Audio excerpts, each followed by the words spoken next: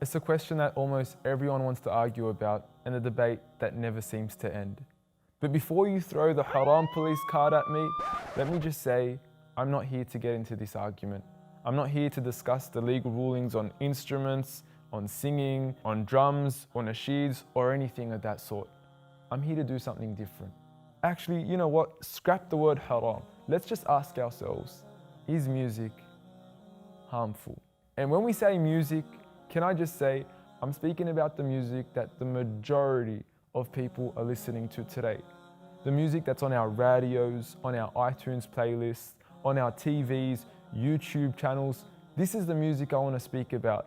Should we, as Muslims, be fine with these kinds of songs? Well, let's take a look at the top 100 Billboard charts today. The top 5 songs currently are Despacito, Wild Thoughts, What I Like, I'm the One, and Unforgettable.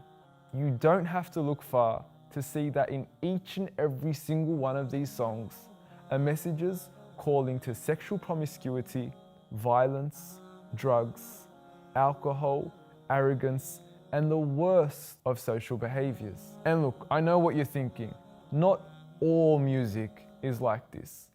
True, but the statistics speak for themselves when they say that the majority of mainstream music is riddled with sexual references, drug references, references to alcohol, violence, and antisocial behavior.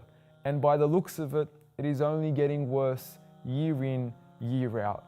And as I said, I'm not here to argue about the different opinions and rulings on instruments, because in all honesty, we're well beyond this argument. There's no point in arguing whether or not instruments are halal when little kids are listening to people like Nicki Minaj. Honestly, we need to move forward and just admit something for what it is. It's wrong.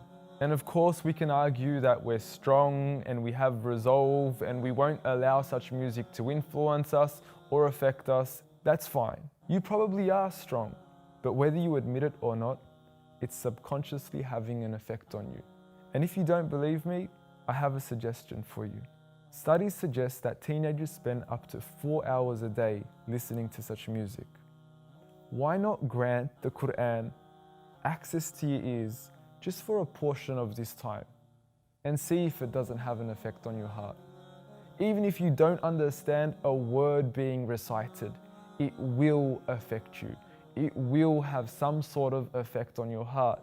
And lastly, for those that are weak, for those that have shortcomings, like myself, the least we could do is at least admit that it's wrong.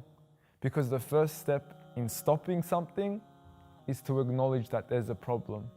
Let's no longer justify this sin. Let's admit it for what it is. It's wrong.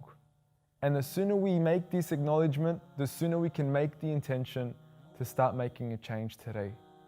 May Allah help us all. Jazakallahu khairan, and thank you very much.